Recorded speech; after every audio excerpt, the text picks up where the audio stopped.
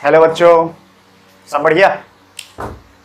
चलो, last class को हम लोग क्या पढ़ रहे थे? Electric dipole. तो इलेक्ट्रिक डाइपोल में अभी तक हम लोग जो पढ़े हैं, इलेक्ट्रिक डाइपोल में हम पढ़ चुके हैं कि एक्सिस पर जो होता है इलेक्ट्रिक फील्ड वह होता है 1/4πε0 2p अपॉन r क्यूब, जहाँ p जो है वह q इंटू 2l होता है। यानी दूसरा पढ़े थे ई इक्वेटोरियल, वह था 1/4πε0 p/r³। लेकिन डायरेक्शन के हिसाब से अगर देखें वेक्टर फॉर्म में, तो इलेक्ट्रिक फील्ड का direction along the dipole moment था एक्सिस पर, लेकिन इक्वेटोरियल प्लेन पर अपोजिट डायरेक्शन में था, इसलिए यहाँ आ गया साइन माइनस। लेकिन जब हम देखें कि ना यह इक्वेटोरियल प्लेन पर है और ना ही एक्सिस पर, बीच में कहीं है, जो लास्ट क्लास को हम लोग पढ़े थे कि अगर यहाँ माइनस क्यू है, यहाँ प्लस क्यू है, और यहाँ कहीं किसी पॉइंट पर इलेक्ट्रिक फील्ड पूछे, यह थीटा है, यह क्या है? थीटा, और यह आर, तो इस जगह इलेक्ट्रिक फील्ड का दो कंपोनेंट होता था। एक यह कंपोनेंट था ई आर, और एक यह कंपोनेंट था ई थीटा, जिसको E1 या E2 करके भी हम दिखाए थे।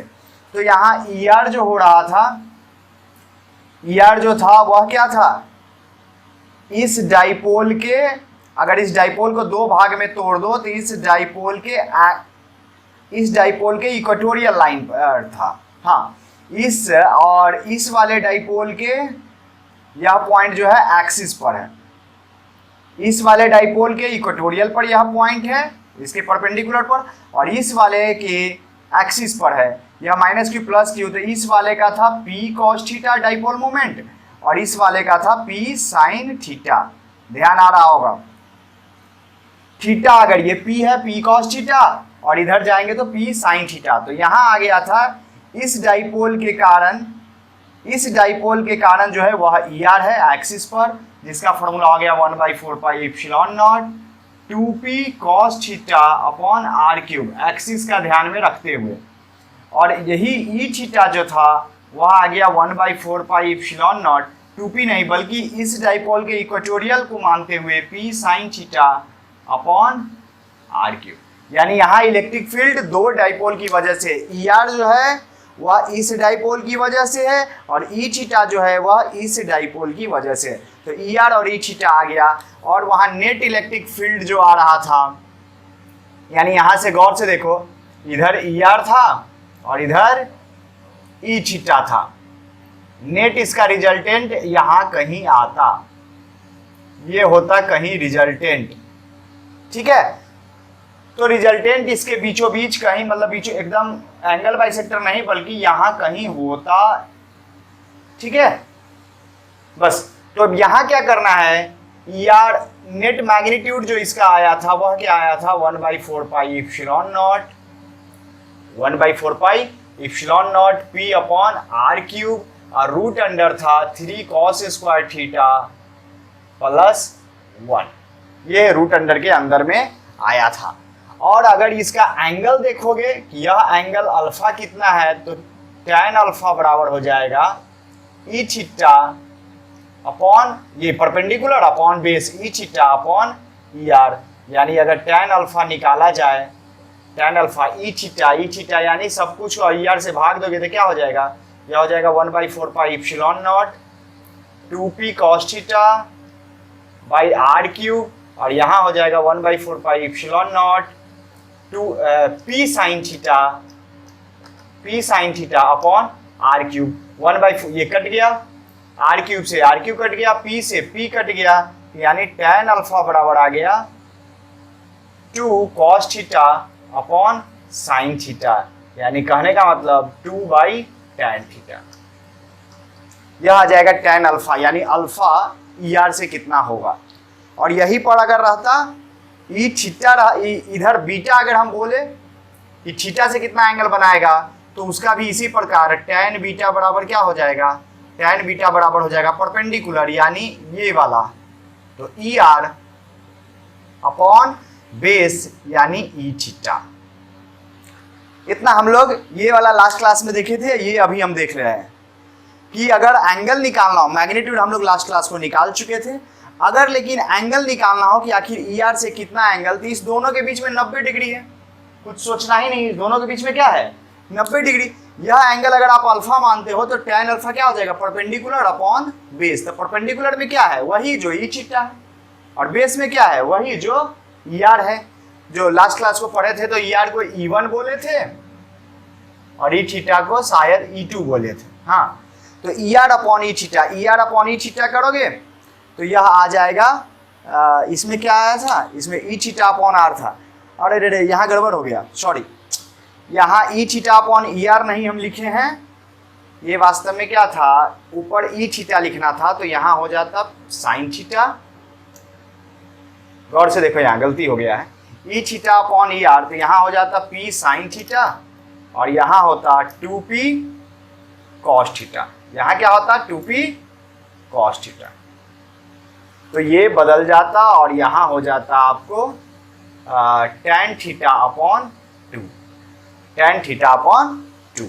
अगर tan बीटा निकालना होता तब वो वाला आ जाता, अगर tan बीटा निकालना होता तो यह आ जाता 2 अपॉन tan थीटा, जस्ट इसका उल्टा 2 अपॉन tan। क्लियर? तो यह था एंगल निकालना। आपको ज्यादातर जो बोर्ड लेवल तक जो क्वेश्चन आता है या कंपटीशन में भी एक्सिस और इक्वेटोरियल लाइन पर ही ज्यादा आता है, लेकिन जनरल पॉइंट पर भी जानना चाहिए, अच्छे लेवल का क्वेश्चन आ सकता है।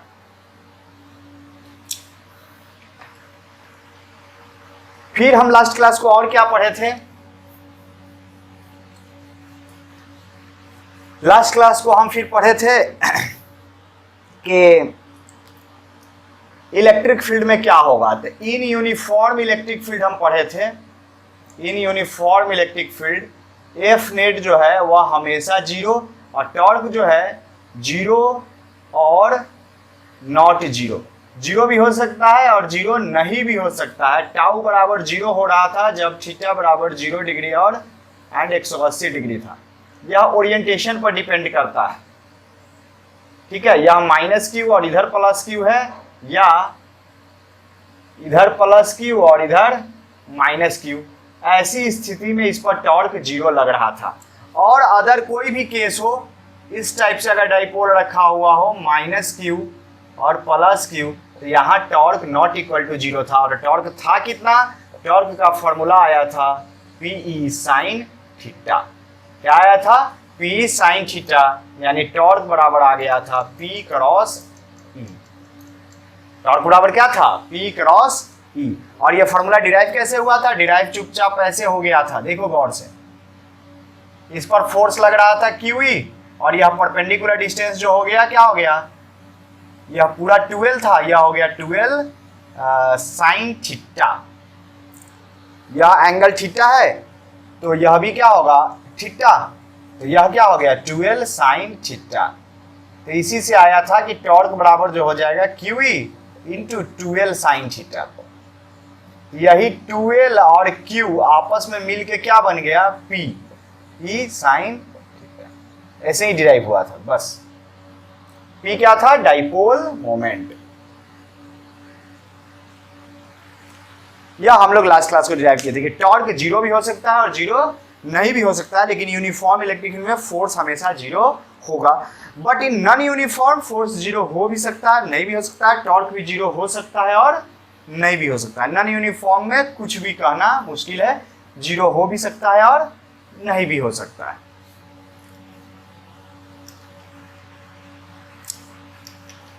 आज हम लोग शुरू करेंगे, आज है वर्क डन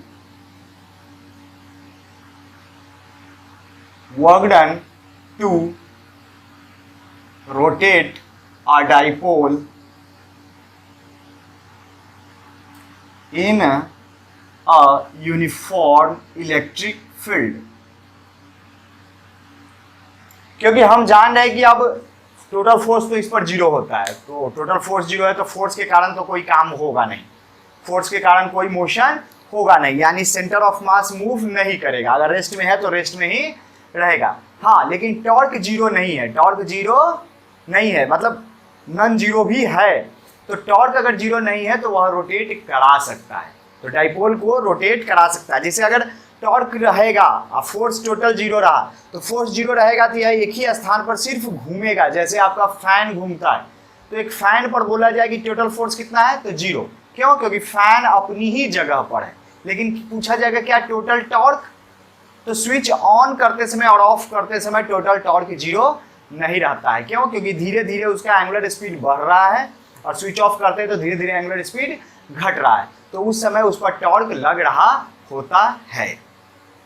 ठीक है। और लेकिन वही अगर पूरा एकदम फुल स्पीड में आ गया, कांस्टेंट स्पीड से चल रहा है, तो टोटल टॉर्क फिर वहां जीरो हो जाता है। फैन के केस में टोटल टॉर्क फिर वहां जीरो हो जाता है। लेकिन मोटर टॉर्क भी लगाता है और हवा भी टॉर्क लगाता है, उल्टा नतीजा टोटल टॉर्क जीरो हो जाता है। लेकिन स्विच ऑन करते समय पे मोटर के द्वारा टॉर्क ज्यादा होता है, हवा के कारण कम, इसलिए वह धीरे धीरे स्पीड बढ़ता चला जाता है। तो ऐसा संभव है कि वस्तु एक ही जगह पे रहे और रोटेट सिर्फ करे, जस्ट लाइक अ टेबल फैन और ए सीलिंग फैन। यहां पर भी वही चीज है कि work done to rotate a dipole in uniform electric field. In uniform electric field आपका dipole only can rotate, it will not accelerate in linear direction. मतलब अगर रेस्ट में है तो उसका सेंटर ऑफ मास मूव नहीं करेगा, हाँ, बट रेस्ट में है तो वह अपने ही स्थान पर रोटेट करवा सकते हो, रोटेट करवा सकते हो, मूव नहीं करवा सकते। हाँ, पहले से मूव कर रहा है तो फिर करता रहेगा, क्योंकि टोटल फोर्स जीरो है। तो न्यूटन्स लॉ कहता है कि अगर टोटल फोर्स जीरो है तो मूव कर रहा है तो मूव करता रहेगा कांस्टेंट वेलोसिटी से। लेकिन अगर रेस्ट में है तो रेस्ट में रहेगा। ठीक है ना। बस तो अब यही देखना है कि अगर रोटेट सिर्फ कर सकता है तो रोटेट के कारण वर्क डन कितना होगा। तो रोटेशन में अगर वर्क डन निकालना हो तो देखना, यहाँ पर ध्यान देना, dw छोटा सा वर्क डन अगर देखें वेरिएबल फोर्स के कारण क्या होता है, FDS होता है, फोर्स गुने डिस्प्लेसमेंट, फोर्स गुने छोटा सा डिस्प्लेसमेंट। या दूसरा फॉर्मूला रोटेशन में अगर चले जाओगे, यह ट्रांसलेटरी मोशन में होता है, ट्रांसलेटरी मोशन में जहां फोर्स लग रहा होता है, रोटेशन नहीं होता है, सारा बॉडी एक ही। ट्रांसलेटरी मोशन किसको कहते हैं, जहां each part of the body moves in the same direction with same speed, same velocity से हर एक पार्टिकल मूव करता है, तो हम बोलते हैं ट्रांसलेटरी मोशन। लेकिन जब अलग अलग एक पॉइंट के लॉन्ग अलग अलग घूम रहा है, तो यह घूम रहा है तो क्या हो रहा है, पास वाले का वेलोसिटी अलग है, दूर वाले का वेलोसिटी अलग है, जितना एक्सिस से दूर वेलोसिटी बढ़ता जा रहा है। हाँ, लेकिन एंगुलर स्पीड सेम है। तो अगर किसी एक फिक्स्ड पॉइंट के चारों तरफ कोई चीज रोटेट करता है तो उस केस को रोटेशनल बोलते हैं। और रोटेशनल में वर्क डन जो होता है, रोटेशनल मोशन, और रोटेशनल मोशन में जो वर्क डन होगा tau into D theta, force की जगह ले लेगा टॉर्क और डिस्प्लेसमेंट की जगह एंगुलर डिस्प्लेसमेंट, तो टाउ इंटू डी थीटा हो जाएगा। यह होता है छोटा सा वर्क डन। तो वही अगर हम यहां पर देखें, गौर से देखो कि अगर यहां पर एक डाइपोल है -q और +q, यह इलेक्ट्रिक फील्ड है E, यह एंगल है कोई भी थीटा, कोई भी थीटा एंगल है। तो अब थीटा एंगल है तो इस पर टॉर्क इलेक्ट्रिक फील्ड के कारण किधर लग रहा होगा, इलेक्ट्रिक फील्ड इधर फोर्स लगाएगा तो यह इधर घूमना चाहेगा, तो यह हो गया इलेक्ट्रिक फील्ड के कारण टॉर्क।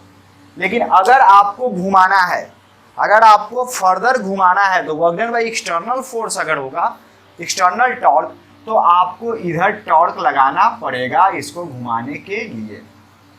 यहाँ दो तरह का क्वेश्चन आएगा, एक आएगा work done by electric field और एक होगा work done by external agent. तो सबसे पहला बाय डिफॉल्ट सीधे वर्क डन बोले तो work done by external force आएगा। तो work done by external agent, जो भी टॉर्क लगा रहा है एक्सटर्नल एजेंट, क्या हो जाएगा, अगर यहां पे थोड़ा मूव करा रहे हैं, क्या करा रहे हैं, थोड़ा मूव करा रहे हैं डी थीटा, कितना मूव करा है, डी थीटा, तो इस समय जो छोटा सा वर्क डन होगा dw बराबर टाउ इंटू डी थीटा। क्यों हम ये वाला यूज कर रहे हैं, क्योंकि टॉर्क कांस्टेंट नहीं है, टॉर्क थीटा के साथ बदल रहा है। और कितना है torque, P sine theta into D theta. अब देखो डिस्प्लेसमेंट भी इधर हुआ, एंगुलर डिस्प्लेसमेंट, आपने टॉर्क इधर लगाया तो आपके कारण वर्क डन क्या हो गया, पॉजिटिव, आपके कारण वर्क डन पॉजिटिव। तो होना भी चाहिए, आप थीटा बढ़ाए हो तो डी थीटा पॉजिटिव है तो ठीक है, साइन थीटा भी पॉजिटिव है, ये सब पॉजिटिव है, तो आपका वर्क डन पॉजिटिव हो गया। ठीक है, यह हो गया dw। तो टोटल वर्क डन अगर θ1 से θ2 पूछे तो इसको क्या करना पड़ेगा, P कांस्टेंट है, E कांस्टेंट है, हट जाएगा, साइन थीटा डी थीटा, अगर कहां से कहां, θ1 से θ2, तो W बराबर आ जाएगा वर्क डन रोटेट कराने में PE साइन थीटा का इंटीग्रेशन माइनस कॉस थीटा, और यह हो जाएगा θ1 to θ2, तो W बराबर माइनस PE और यहाँ हो जाएगा कॉस θ2 माइनस कॉस θ1, यह हो जाएगा work done by external force, work done by external force, minus P cos θ2 minus cos θ1। ध्यान से देखना इसको कि वर्क डन क्या होता है, टॉर्क गुने एंगुलर डिस्प्लेसमेंट। तो टॉर्क अगर इस थीटा पर है तो टॉर्क लगेगा पी साइन थीटा, और उस समय आप डिस्प्लेसमेंट डी थीटा कराए हो तो पी साइन थीटा गुने डी थीटा। बस अब टोटल वर्क डन निकालना है, कोई भी एंगल θ1 से θ2 ले जाते हो तो पी बराबर हो जाएगा θ1 से θ2 इंटीग्रेट कर दिए साइन थीटा डी थीटा, तो क्या हो जाएगा P minus cos theta, sine theta का इंटीग्रेशन थीटा से माइनस बाहर ले आए तो minus P cos θ2 minus cos θ1। तो यह फॉर्मूला आपको ध्यान में रखना पड़ेगा, ठीक है। इसी में अगर बोल देता work done by electric field, work done by electric field, कुछ नहीं करना है, work done by electric field अगर रहता, जो कि कम चांस होता है पूछने का, ध्यान देना, by default work done by external agent ही रहता है, लेकिन अगर डिलिबरेटली दे दिया वो जानबूझकर कि work done by electric field, तो work done by electric field अगर रहेगा तो वहां हो जाएगा W बराबर, जस्ट इसका नेगेटिव कर देना है, यानी यह plus P cos θ2 minus cos θ1। हम चाहेंगे कि आप लोग ये फॉर्मूला याद नहीं करो, ये याद नहीं करो, नॉट टू रिमेंबर, आप यही याद रखो minus P cos θ2 minus cos θ1, क्योंकि बाई डिफॉल्ट यही पूछा जाता है। जब आपको दे दे कि बाई इलेक्ट्रिक फील्ड तो आप इस माइनस को हटा के प्लस कर लेना, बस यही है। अब क्या होता है, यही पोटेंशियल एनर्जी के रूप में जमा हो जाता है, क्या होता है, work done by external force, work done by external force to rotate the dipole from θ1 बराबर 90 डिग्री टू θ2 बराबर theta is stored as potential energy,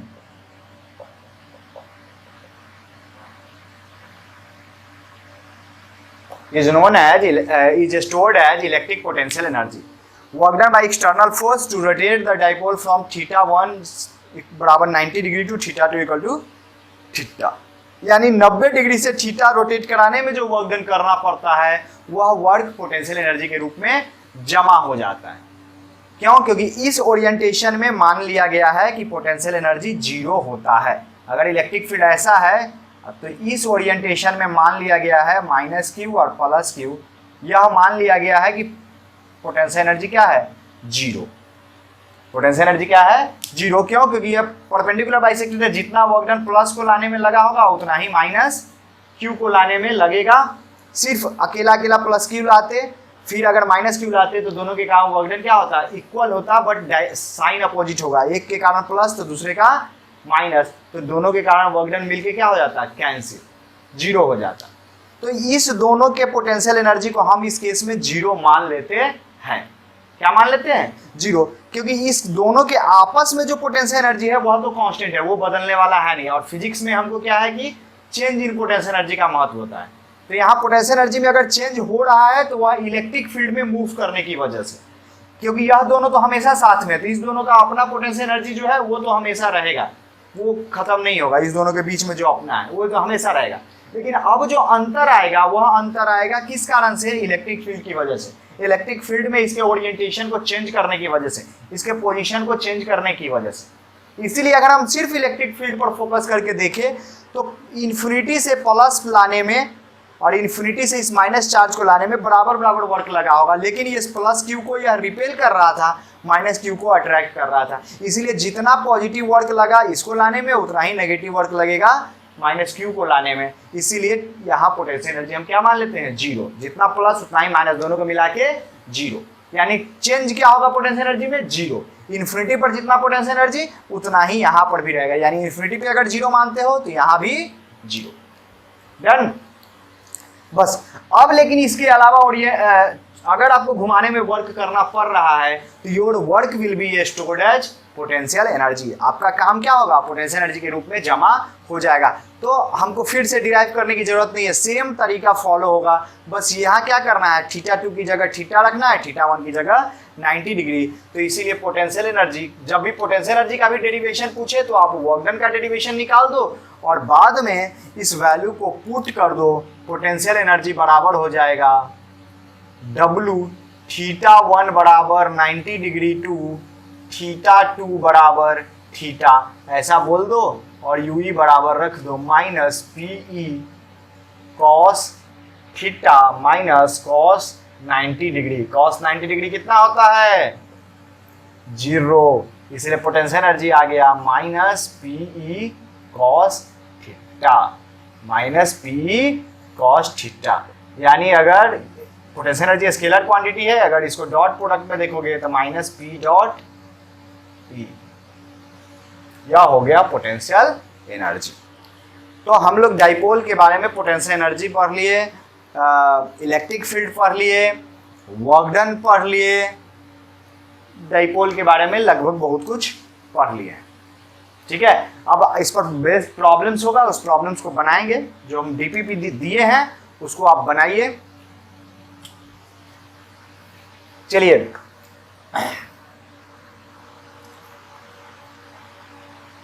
तो यह हुआ डाइपोल का काम खत्म। फिलहाल हमको डाइपोल में इतना ही पढ़ना है। अगला टॉपिक है इलेक्ट्रिक फ्लक्स। अगला है electric flux.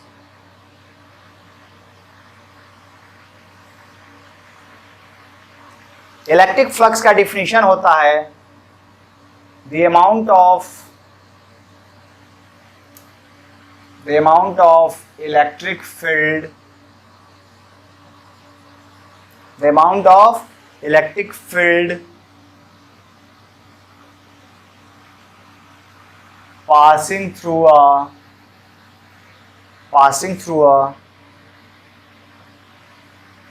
given area perpendicularly,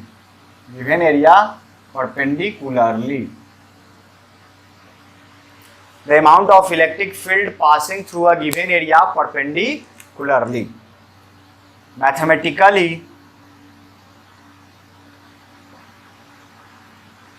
mathematically electric flux का ये सिंबल है, इलेक्ट्रिक फ्लक्स बराबर इलेक्ट्रिक फील्ड गुने एरिया, यानी EA cos theta.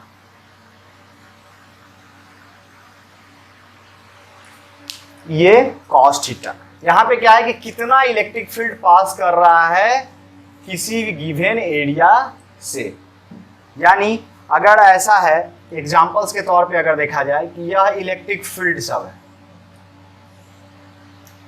Electric field अगर 10 न्यूटन पर कूलम है और यहाँ एक एरिया दे दिया गया, यह एरिया हो गया अगर 20 सेंटीमीटर स्क्वायर, तो इस एरिया से एक फ्लक्स पास कर रहा होगा और यह सब परपेंडिकुलरली है। तो इस पूरे एरिया से देखो, एरिया कम करोगे तो number of amount of field lines भी पासिंग थ्रू जो एरिया होगा वह कम हो जाएगा, है ना।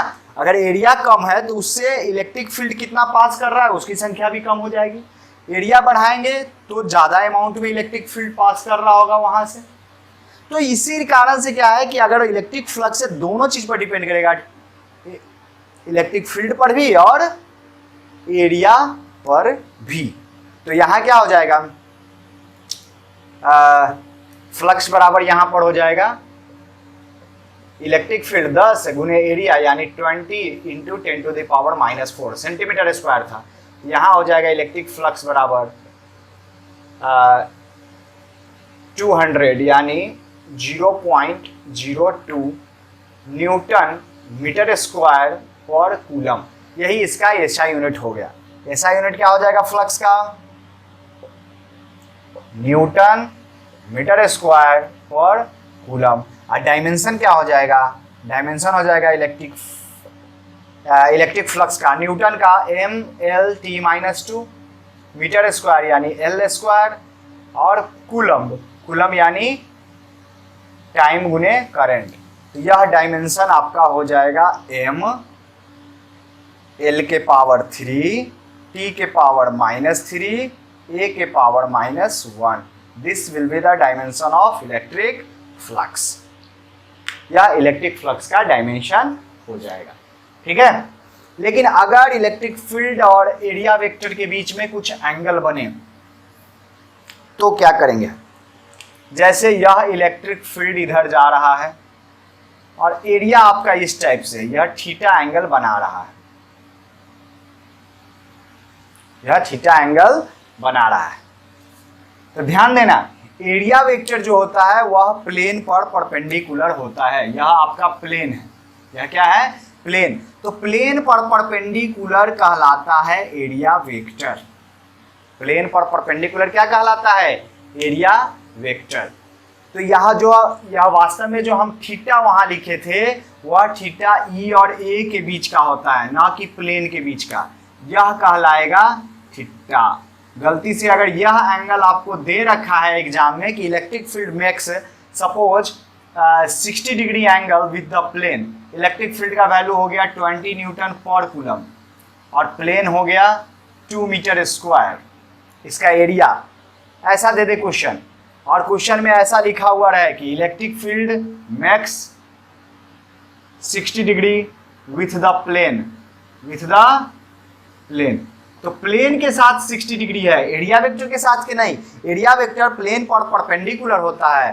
तो हेयर थीटा बराबर जो हो जाएगा 90 डिग्री माइनस 60 डिग्री यानी 30 डिग्री, और जो इलेक्ट्रिक फ्लक्स निकलेगा वह हो जाएगा ये कॉस थीटा, ये कॉस थीटा, क्योंकि हमको इलेक्ट्रिक फील्ड का सिर्फ वही कंपोनेंट चाहिए जो इस प्लेन पर परपेंडिकुलर होता है। ई का कॉस थीटा करो चाहे ए का कॉस थीटा करो, या तो वह एरिया लो या इलेक्ट्रिक फील्ड में सिर्फ ये लो, किसी एक का कंपोनेंट लो, कोई फर्क नहीं पड़ेगा, बस परपेंडिकुलर होना चाहिए। तो या तो इस प्लेन को ऐसे घुमा दो तो इलेक्ट्रिक फील्ड परपेंडिकुलर हो गया, तो इस यानी एरिया वेक्टर को ऐसे कर दो, या इलेक्ट्रिक फील्ड को एरिया वेक्टर के तरफ करो, एरिया वेक्टर को इलेक्ट्रिक फील्ड के तरफ या इलेक्ट्रिक फील्ड को एरिया वेक्टर के तरफ, तभी आपका क्या होगा? इलेक्ट्रिक फ्लक्स निकलेगा। तो ई ए कॉस थीटा, आप इस फॉर्मूला को भी ध्यान रख सकते हो।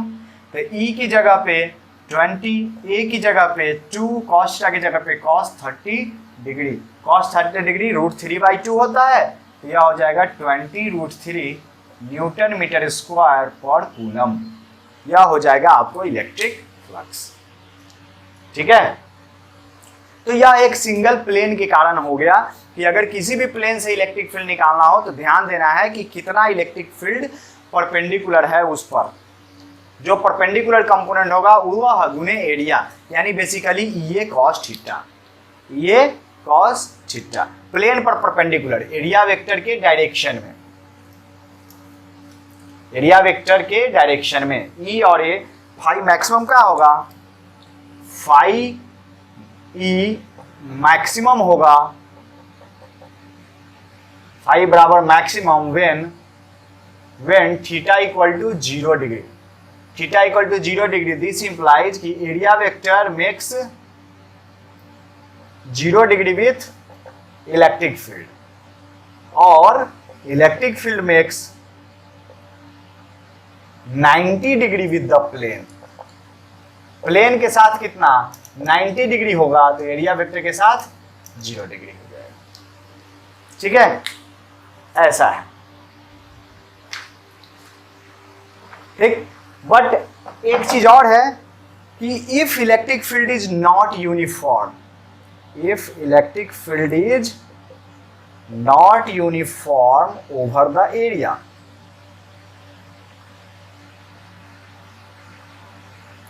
हम एक बार और बताए थे अगर आप चाहते हो कि इलेक्ट्रिक फील्ड और एरिया का गुना करे इलेक्ट्रिक फ्लक्स निकालने के लिए, यही चाहते हो कि अगर आपको इलेक्ट्रिक फील्ड मालूम हो, एरिया मालूम हो, तो ई ए कॉस थीटा करके आप इलेक्ट्रिक फ्लक्स निकाल लोगे। लेकिन अगर इलेक्ट्रिक फील्ड एक जैसा नहीं है, पूरे एरिया, जिस एरिया में हम बात करें उस एरिया से इलेक्ट्रिक फील्ड एक जैसा नहीं है, अलग अलग इलेक्ट्रिक फील्ड है, तो आप किस इलेक्ट्रिक फील्ड से गुना करोगे? समस्या खड़ी हुई ना। अगर इलेक्ट्रिक फील्ड, जैसे यह एक प्लेन ले ले हम, यहाँ पर अगर हम एक प्लेन ले ले ऐसा, इस पॉइंट पर इलेक्ट्रिक फील्ड अलग है, इस पॉइंट पर इलेक्ट्रिक फील्ड अलग, इस पॉइंट पर अलग, इस पॉइंट पर अलग, पूरे में अलग अलग इलेक्ट्रिक फील्ड है, तो आप किस इलेक्ट्रिक फील्ड से गुना करोगे भाई? दिक्कत। तो ऐसे केस में ही तो इंटीग्रेशन यूज होता है, जो हम बताए थे कि ठीक है पूरे एरिया पर इलेक्ट्रिक फील्ड अलग अलग है, लेकिन एक छोटे से एरिया में तो इलेक्ट्रिक फील्ड एक जैसा है।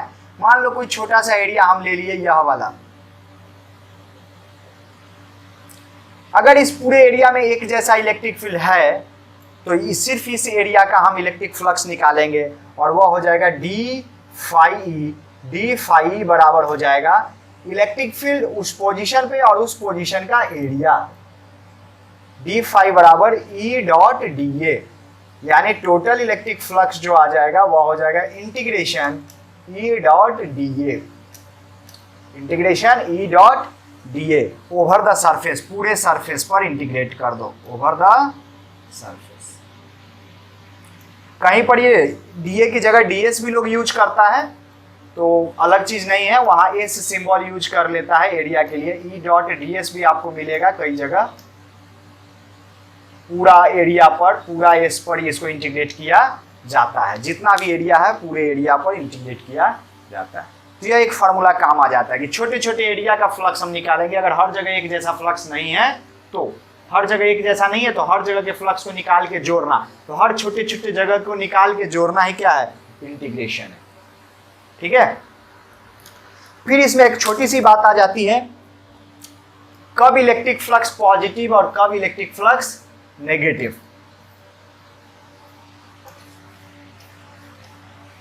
एक सिंगल सरफेस में देखो, सबसे पहला इन सिंगल सरफेस, अगर सिंगल सरफेस है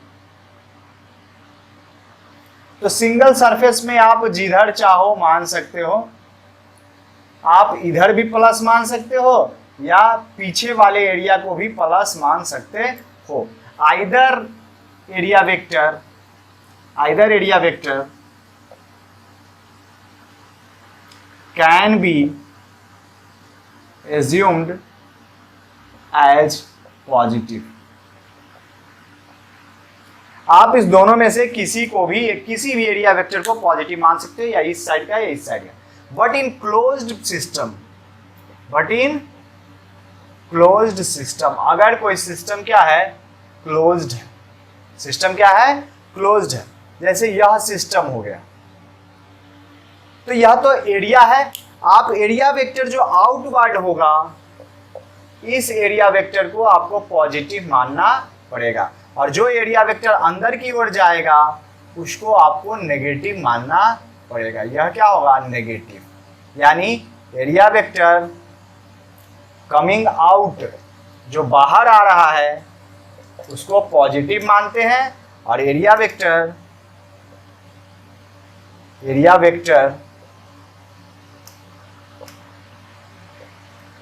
गोइंग इनसाइड, जो अंदर की ओर जा रहा है, उसको नेगेटिव मानते हैं। ठीक है। तो इस कारण से देख लो कि कब फ्लक्स पॉजिटिव और कब नेगेटिव होगा। जैसे अगर हम ऐसा क्लोज्ड सिस्टम ले लें,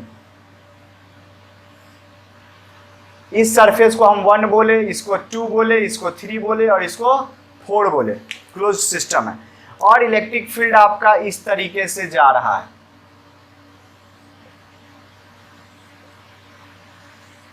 यूनिफॉर्म इलेक्ट्रिक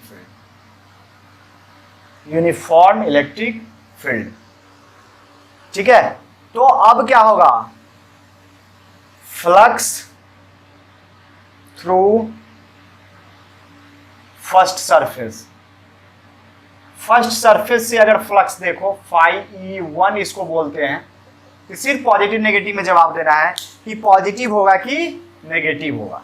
तो यहाँ क्या है, एरिया वेक्टर हम हमेशा बाहर की ओर वाले को पॉजिटिव लेते हैं। एरिया वेक्टर क्या है, बाहर की ओर पॉजिटिव लेते हैं। तो एरिया वेक्टर बाहर की ओर पॉजिटिव हो गया और इलेक्ट्रिक फील्ड यहाँ अंदर की ओर जा रहा है। तो यहाँ थीटा बराबर क्या हो जाएगा, यहाँ थीटा बराबर हो जाएगा 180 डिग्री। जो एरिया वेक्टर और इलेक्ट्रिक फील्ड के बीच में एंगल 180 डिग्री हो जाएगा। सो फाई जो होगा नेगेटिव होगा। क्या होगा, नेगेटिव, बिकॉज थीटा बराबर 180 डिग्री। ठीक है। उसी प्रकार फाई टू बराबर फाई थ्री बराबर क्या होगा, देख लो। यहाँ एरिया वेक्टर अगर देखोगे टू सरफेस का, तो इसका एरिया वेक्टर इधर होगा। बाहर की ओर ही एरिया वेक्टर हम पॉजिटिव लेते हैं। यह हो गया एरिया वेक्टर इधर। तो अब देख लो, यह एरिया वेक्टर क्या है, परपेंडिकुलर है। तो परपेंडिकुलर है तो जीरो हो जाएगा। थीटा बराबर क्या है, 90 डिग्री। तो इस सरफेस से इलेक्ट्रिक फ्लक्स जीरो हो जाएगा। मैथमेटिकली दिख रहा है कि थीटा 90 डिग्री है, तो ये कॉस थीटा करोगे तो जीरो हो जाएगा। फिजिकली भी यह चीज दिख रहा है कि कोई भी इलेक्ट्रिक फील्ड इस एरिया को क्रॉस नहीं कर रहा है, इसको पार करके नहीं जा रहा है, इस पर स्लिप कर जा रहा है, इसको क्रॉस नहीं कर रहा है। तो क्रॉस नहीं कर रहा है तो फ्लक्स जीरो। लेकिन अगर यही φe4 ले लिया जाए, φe4 में इधर एरिया वेक्टर जो होगा, आउटवर्ड लेते हैं एरिया वेक्टर, तो एरिया वेक्टर आपको इधर हो गया। तो इस बार हम देख रहे हैं कि एरिया वेक्टर और इलेक्ट्रिक फील्ड एक ही दिशा में है, तो यहाँ यह पॉजिटिव हो जाएगा। क्यों, क्योंकि थीटा बराबर यहाँ 0 डिग्री है। थीटा बराबर क्या है, 0 डिग्री। तो इन सब पर कंक्लूजन अगर निकाला जाए कि सरफेस पर अगर इलेक्ट्रिक फील्ड परपेंडिकुलर है तो फ्लक्स जीरो। अगर सरफेस में भीतर जा रहा है, क्लोज्ड सरफेस में इलेक्ट्रिक फील्ड अगर भीतर जा रहा है तो नेगेटिव, अगर इलेक्ट्रिक फील्ड बाहर निकल रहा है तो पॉजिटिव। तो यही कंक्लूजन हमारा लास्ट होगा कि if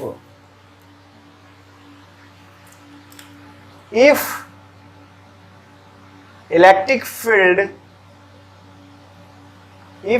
field lines enters into the closed surface, then associated flux is negative। अंदर में जा रहा है तो उससे संबंधित जो फ्लक्स होगा, एसोसिएटेड मतलब संबंधित, उससे जुड़ा हुआ जो फ्लक्स होगा वह नेगेटिव होगा। And if electric field lines are coming out from the closed surface, then associated flux will be क्या होगा, पॉजिटिव। एसोसिएटेड फ्लक्स क्या हो जाएगा, पॉजिटिव। बस यही चीज ध्यान में रखना है। ठीक है, बस ये चीज आज के क्लास के लिए। और कल से हम लोग गॉस लॉ शुरू करेंगे, लेकिन उससे पहले हम कुछ डीपीपी पहले डिस्कस कर लेंगे, उसके बाद फिर गॉस लॉ हम स्टार्ट करेंगे। ठीक है, तो ध्यान से पढ़िएगा, मन लगा के। लॉकडाउन है, सेल्फ स्टडी पे जोर दीजिएगा। यही लॉकडाउन आपके लिए फिर फायदेमंद हो जाएगा। नहीं पढ़ोगे तो फिर तो भैया बाय बाय।